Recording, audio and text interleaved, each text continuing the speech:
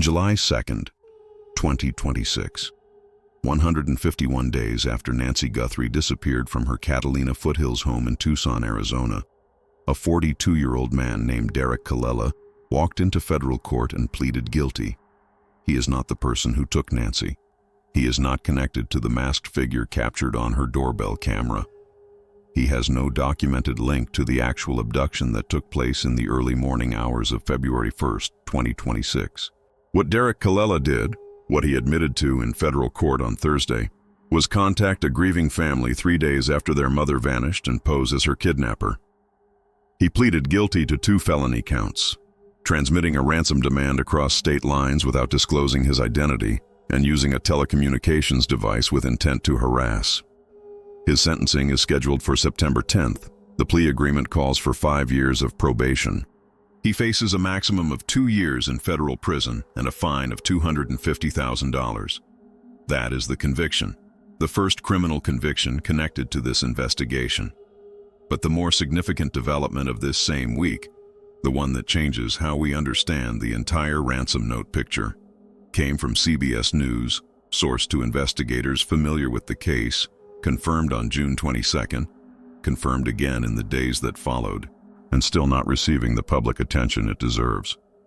The 2 ransom notes sent to the Guthrie family in the first week of February 2026, the ones Savannah Guthrie herself said she tends to believe are real, are now assessed by investigators as likely authentic. Likely coming from the actual person or persons who abducted Nancy Guthrie. 2 things, same week. 1 man pleading guilty to a fake note, and the real notes confirmed as authentic by investigators familiar with the case, on record, through CBS News. That convergence is what this investigation looks like right now, and it deserves to be examined carefully. This is the verdict room. We examine the evidence, we follow the facts, and at the end of every investigation, we deliver the verdict. If you are new here, subscribe right now and hit that notification bell. Every week we bring you the forensic depth, the investigative analysis, and the documented record that tells you what is actually known in the cases that matter most. If you are already part of this community, hit that like button right now. It helps more people find this investigation. Now let us go through everything: who Derrick Callella is and what he actually did, what the federal complaint reveals that most coverage missed, what the CBS confirmation of the authentic notes tells us about the investigation, what the specific language of those notes reveals forensically, and where the case stands at 151 days.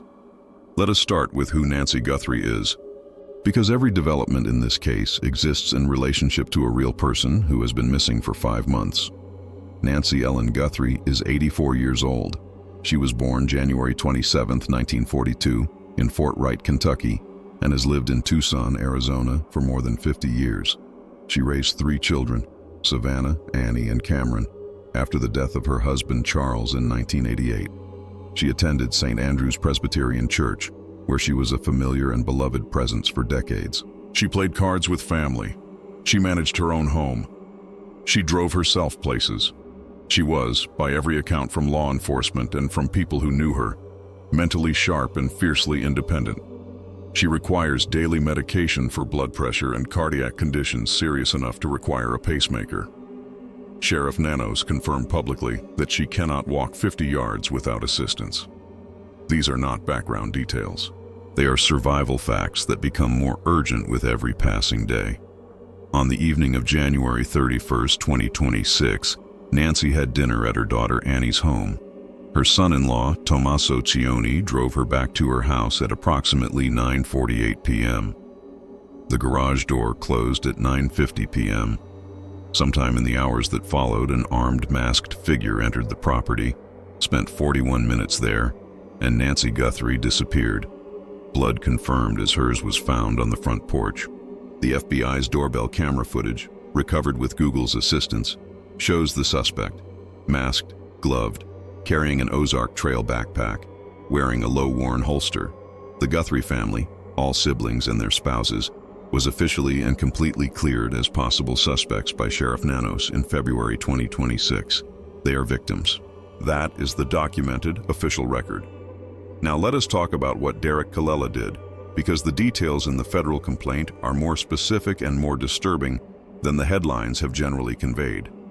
On February 4, 2026, 3 days after Nancy disappeared, Callella, a resident of Hawthorne, California, opened an application specifically designed to generate anonymous, untraceable phone numbers. He used that application to send 2 text messages.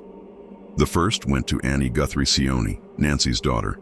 The second went to Tommaso Cioni, Annie's husband, the man who had driven Nancy home on the night she vanished. The messages read, "Did you get the Bitcoin? We're waiting on our end for the transaction." Think about what it took to send those messages. Callella had to research the family's personal phone numbers. The federal complaint confirmed he obtained them through publicly available sources, social media, public records, and aggregated data. He had to download and configure the anonymous phone number application. He had to craft messages specifically designed to look like they came from the actual kidnappers. That is not a spontaneous, impulsive act. That is methodical. It took time and deliberate thought. He then made a 9-second phone call to Annie Cioni's personal number from the same application. 9 seconds. Not long enough for a conversation. Barely long enough for a single sentence. The federal complaint includes this call as part of the conduct underlying the charges. When FBI agents went to his apartment in Hawthorne on February 5th, 1 day after he sent the texts, they read him his Miranda rights. Callella told them, without an attorney present, that yes, he had sent the messages. His stated reason, he wanted to see how the family would respond. Annie Guthrie Cioni had last seen her mother walk through a front door 3 days before that call. She had not heard from her since.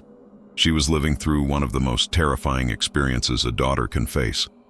And she looked down at her phone and saw an unknown number sending her a message about a Bitcoin transfer. The U.S. attorney for the District of Arizona called Callella a grief profiteer who capitalized on the family's tragedy at the precise moment when investigators needed every resource focused on finding Nancy. The FBI Phoenix special agent in charge added, "Imposters who try to take advantage and profit from situations like this will be held accountable." Callella was charged with 2 federal felonies. He pleaded not guilty in February. He said nothing for 5 months. And then on July 2, 2026, he walked back into federal court and changed his plea to guilty on both counts. The press release from the U.S. Attorney's Office for the District of Arizona confirmed the terms. Callella admitted that he knew an earlier ransom demand had been made and admitted that his actions were meant to harass the family by seeking information about the investigation into the missing person's disappearance.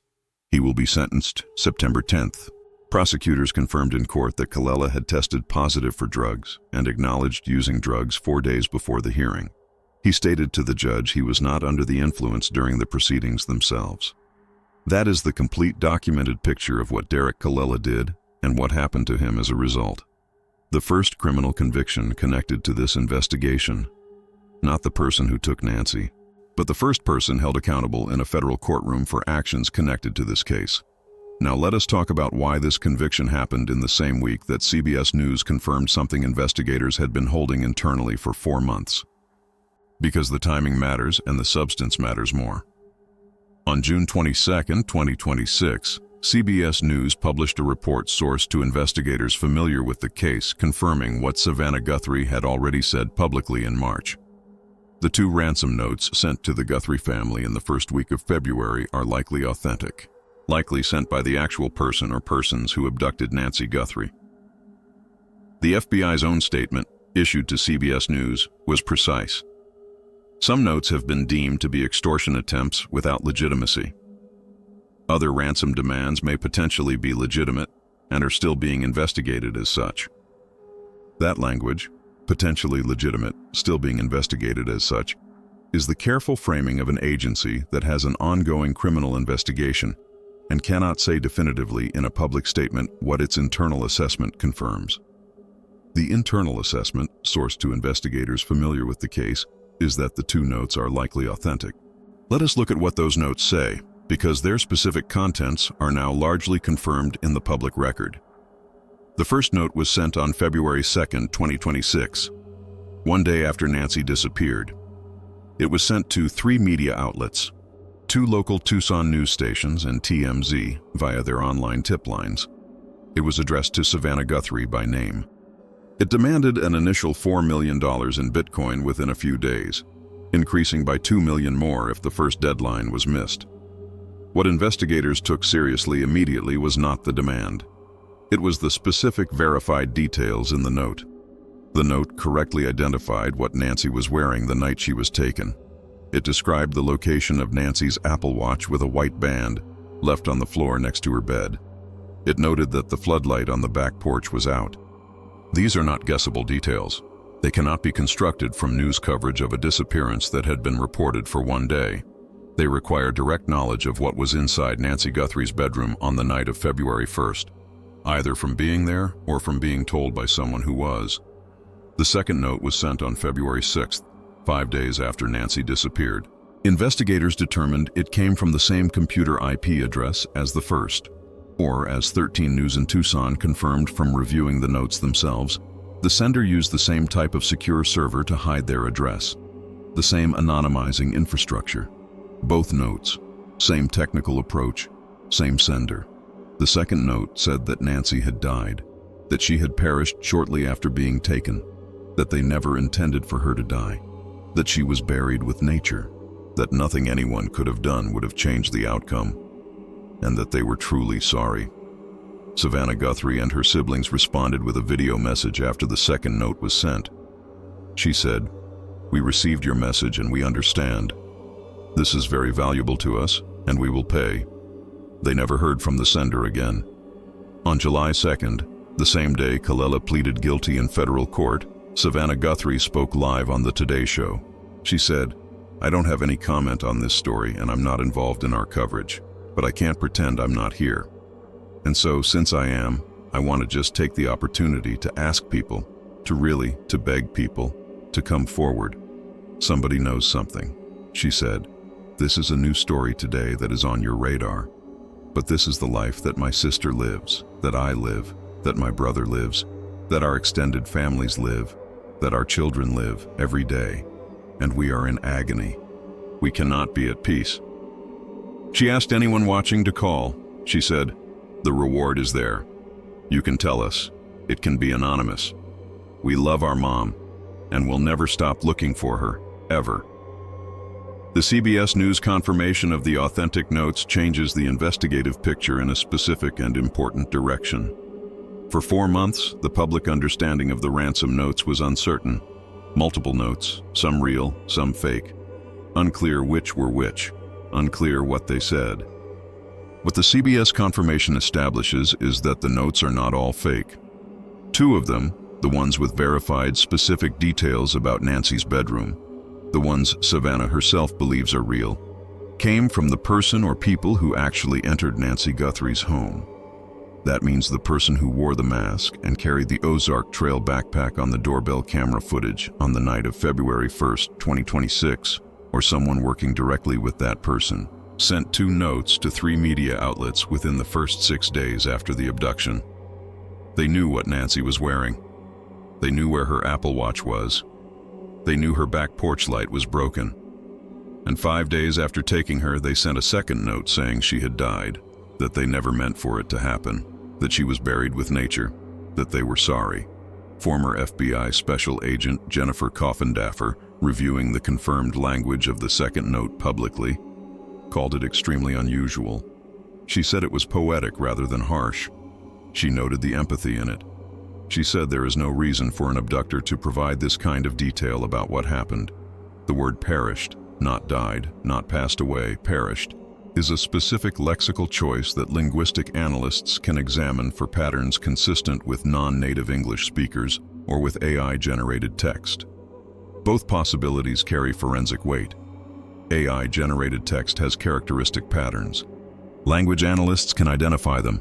If the note was generated or refined using an artificial intelligence tool, that tool is a forensic fingerprint. The second note was composed and sent to 3 media outlets using anonymizing server infrastructure. That technical approach, selecting and deploying a secure server to route the communication, is a deliberate countermeasure. It is not something someone does by accident.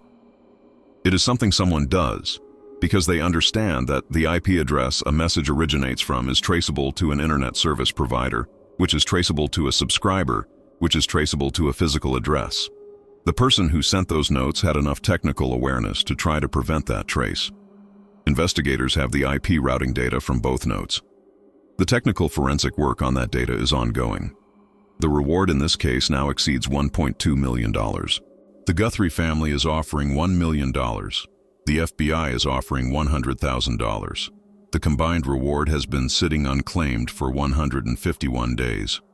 If two people were involved in this operation, the note sender and the person on the doorbell camera, or more people in a coordinated effort, that reward amount should have produced a tip by now. Every expert who has addressed this publicly agrees on the basic logic. The silence around that reward is itself a data point. The DNA from the glove found approximately 2 miles from Nancy's home remains in process at the FBI laboratory in Quantico through forensic genetic genealogy. A hair sample recovered from inside Nancy's home is being analyzed using Astrea Forensics whole genome sequencing technology, the same technique that produced the DNA evidence leading to Rex Heuermann's guilty plea to 8 murders in April 2026. The Walmart backpack purchase records are being cross-referenced against in-store surveillance footage. The genealogy process is ongoing. Sheriff Nanos has said publicly, "I believe at some point in time we will make an arrest on this case." He confirmed evidence is being withheld specifically to protect the prosecution being built. He confirmed the investigation is active.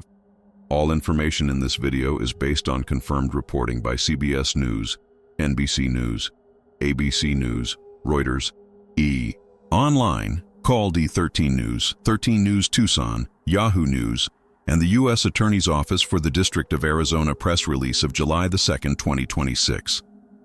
Derrick Callella pleaded guilty on July 2, 2026. His sentencing is September 10, 2026. The Guthrie family, all siblings and their spouses, was officially cleared as possible suspects by Sheriff Nanos in February 2026. All individuals are presumed innocent unless charged and convicted in a court of law. No individual has been charged in connection with Nancy Guthrie's abduction. This video is for informational and analytical purposes only. If you have any information about the disappearance of Nancy Guthrie, contact the FBI at 1-800-CALL-FBI. That is 1-800-225-5324. Anonymous tips at tips.fbi.gov. The Pima County Sheriff's tip line is 520-351-4900.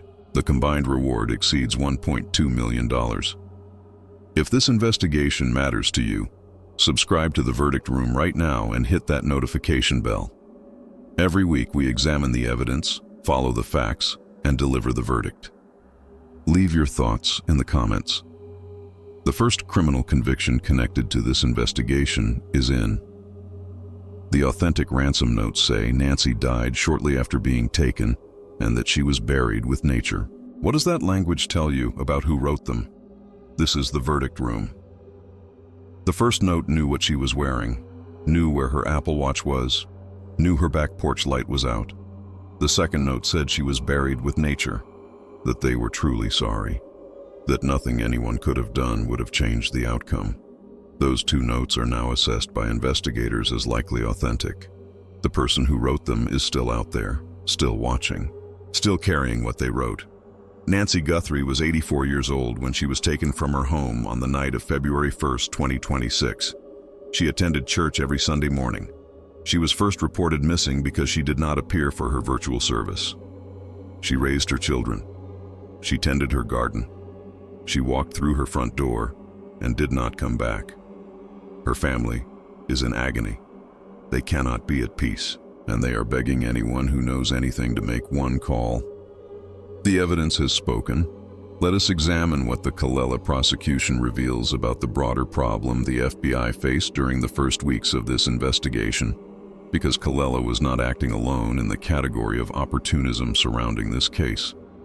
The FBI's official statement confirmed it explicitly. Several ransom notes were received over the course of this investigation. Some were deemed extortion attempts without legitimacy. Others may potentially be legitimate and are still being investigated as such. At least 3 categories of notes exist in the documented record.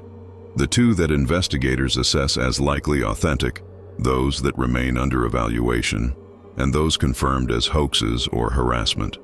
Callella represents the confirmed hoax category. The federal complaint documents his specific method.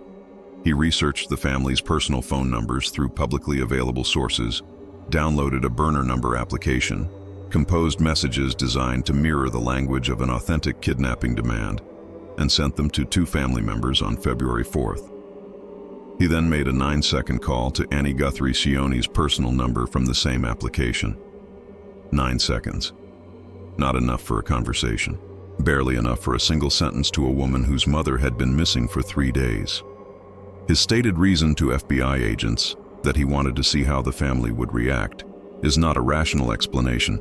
It is a description of someone who consumed media coverage of a family's worst nightmare and decided to insert themselves into it for reasons that are difficult to explain through any normal framework of human behavior. The federal charges he pleaded guilty to carry up to 2 years in federal prison and a fine of up to $250,000. The plea agreement calls for 5 years of probation. His sentencing is September 10, 2026. He is the first person to face federal criminal consequences connected to this investigation. He is not the person investigators are looking for. The prosecution is complete accountability for what he did. It does not change anything about where Nancy is or who took her. The forensic significance of the authentic notes extends beyond their content. The technical infrastructure used to send them is itself part of the evidentiary record.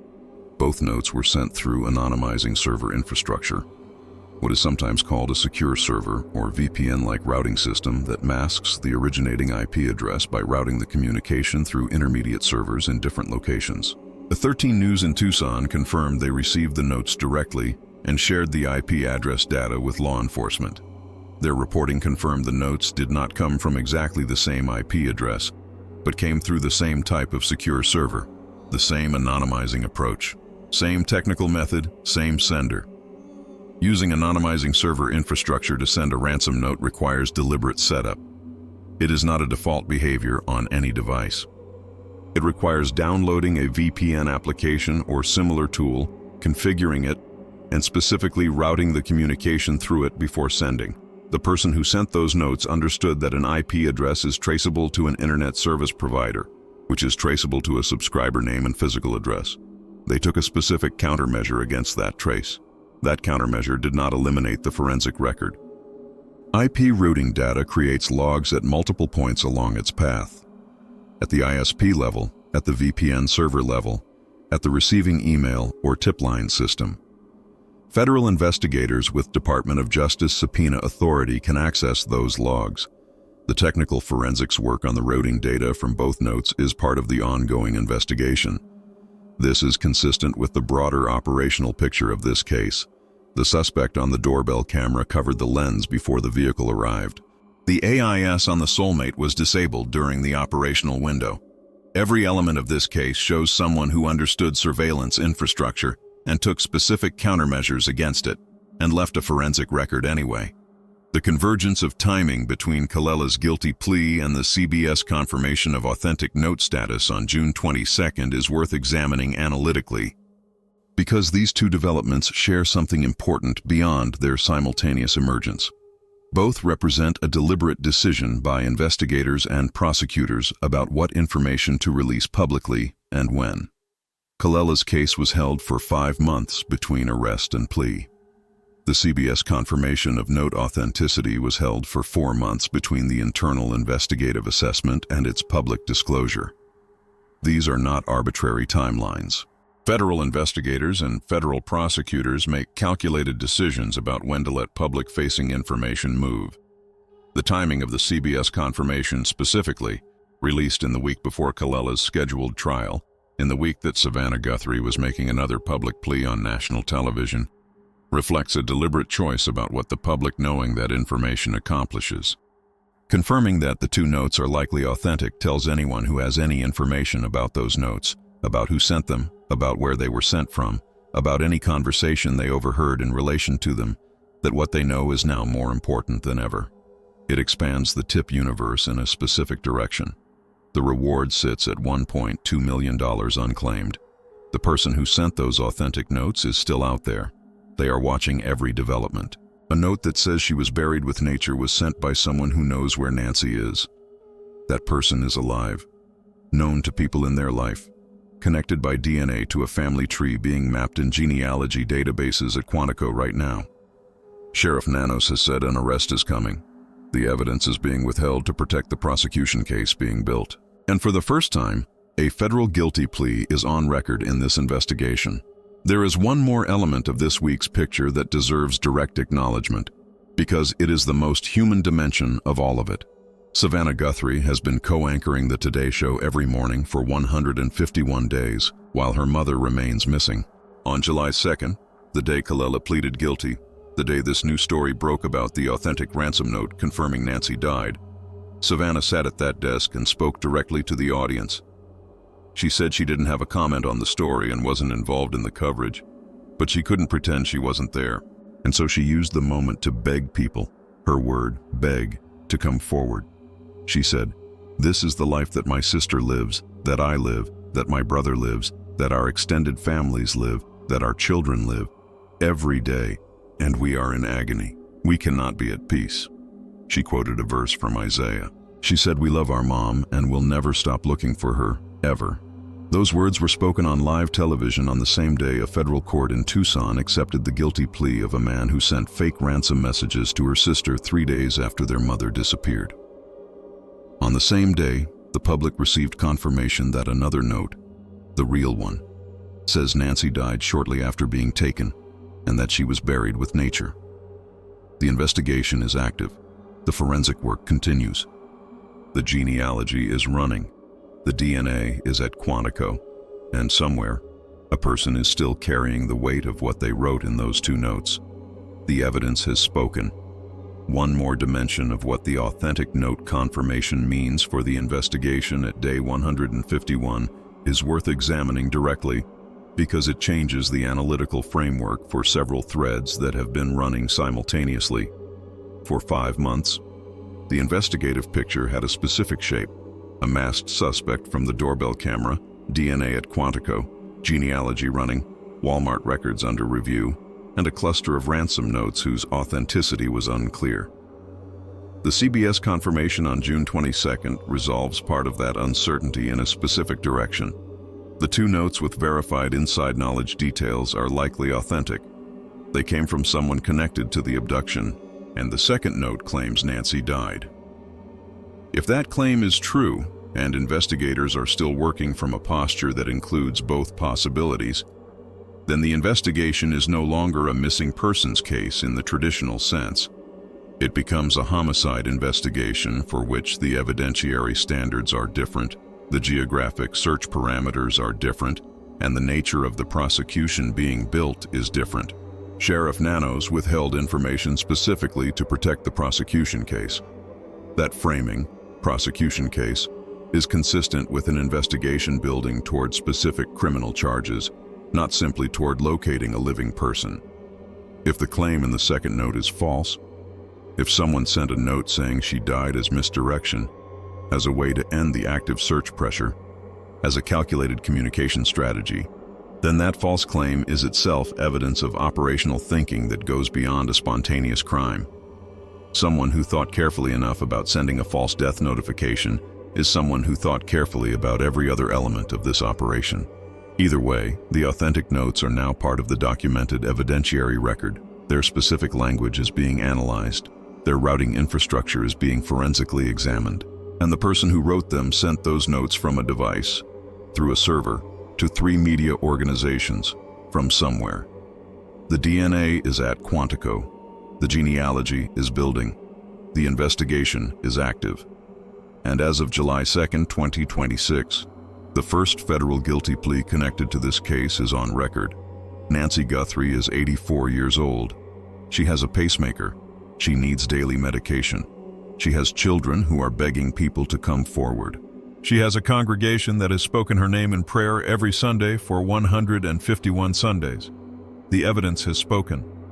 There is one final documented thread from this week that connects the Callella conviction to the broader picture of where this investigation stands. And it is the Savannah Guthrie public statement on July 2nd itself. Savannah has been co-anchoring the Today Show every morning for 151 days, while her mother remains missing. She has given interviews. She has posted on social media. She has made public appeals. She has been asked about ransom notes on live television and responded with careful, specific language about which notes she believes are real. She is a journalist covering the news while simultaneously living the story. On July 2nd, the day Callella pleaded guilty in Tucson federal court, Savannah addressed her audience directly. She said she had no comment on the story and was not involved in covering it. But she could not pretend she was not there, and so she used the platform she was standing on to beg people for help. She described her family as living in agony. She said they cannot be at peace. She asked anyone watching, anyone with any information, no matter how small, to come forward. She said the reward is available and the tip lines are anonymous. She said they love their mother and they will never stop looking for her. She quoted Isaiah.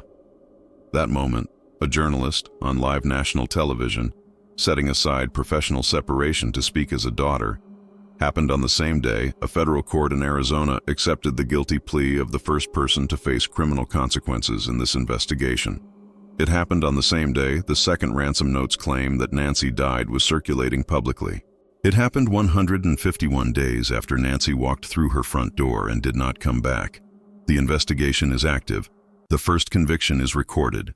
The authentic notes are confirmed. The DNA is at Quantico. The genealogy is running. The evidence has spoken.